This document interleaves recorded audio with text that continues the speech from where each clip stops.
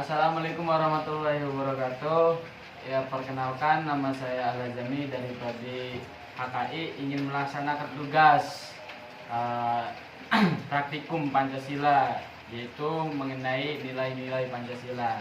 Di sini saya mengambil judul eh, set.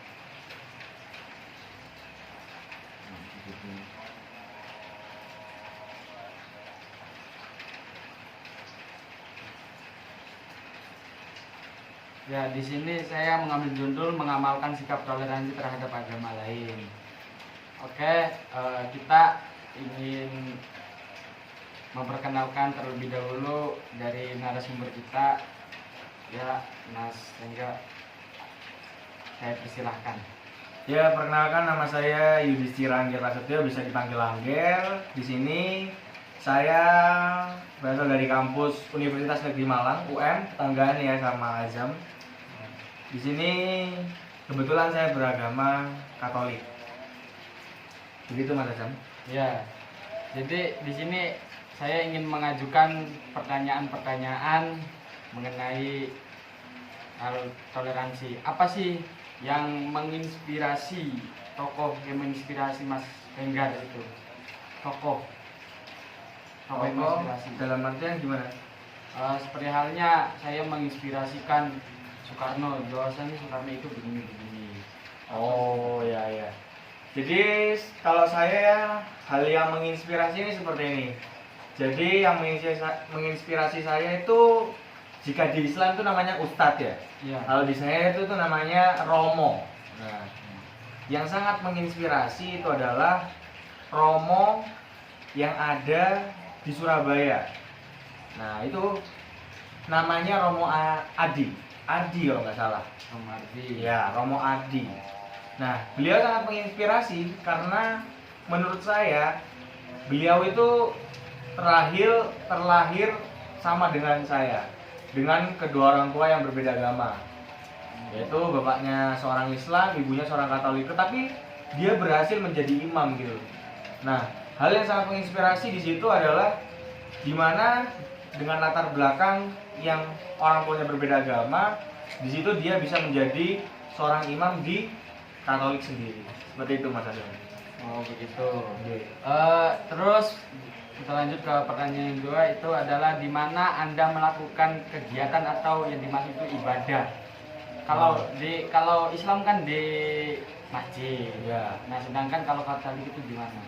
Kalau Katolik tentunya di gereja ya, di gereja. Kalau saya di Situbondo itu nama gerejanya itu Gereja Maria Bintang Samudra. Nah, itu dekat dengan rumah saya. Tetapi kalau di Malang, berhubung saya perantauan ya, kuliah di Malang. Kalau di Malang sendiri ya saya gerejanya di Gereja Ijen, di Jalan Ijen. Di situ.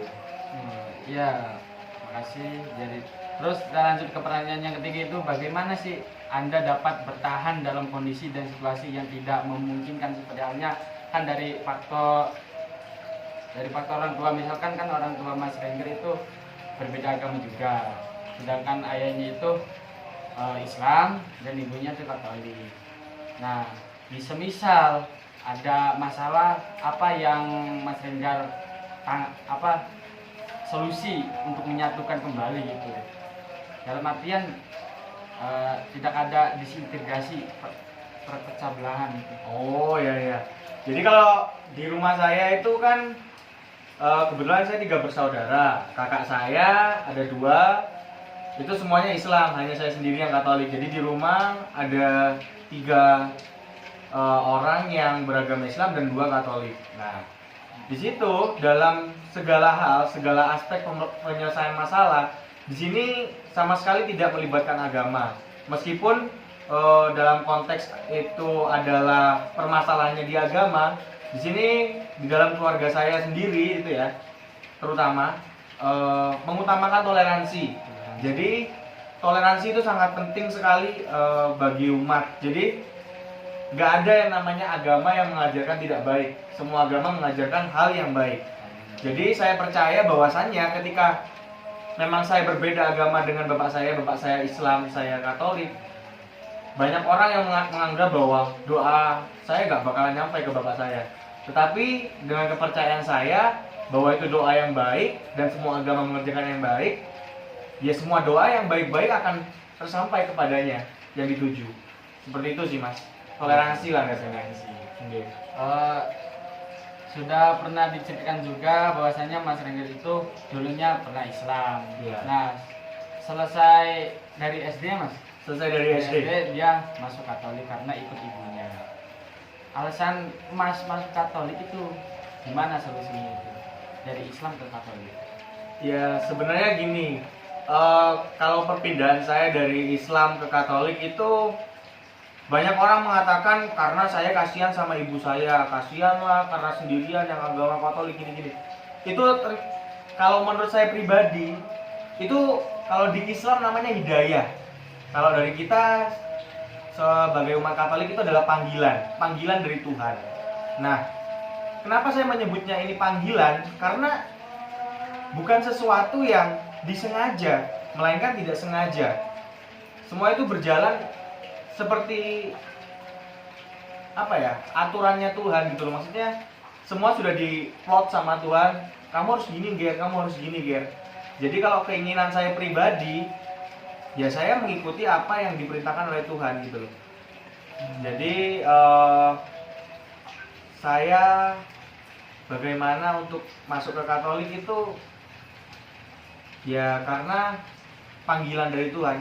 Bukan karena saya tidak nyaman dengan Islam atau saya sangat tidak suka agama Islam atau dan lain-lainnya, karena itu murni panggilan dari Tuhan. Seperti itu. Ya baik.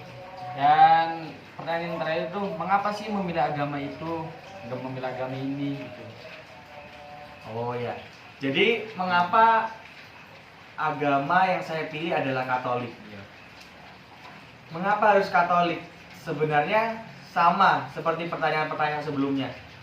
Semua agama pasti mengajarkan hal yang baik. Nah, itu tergantung dengan kitanya.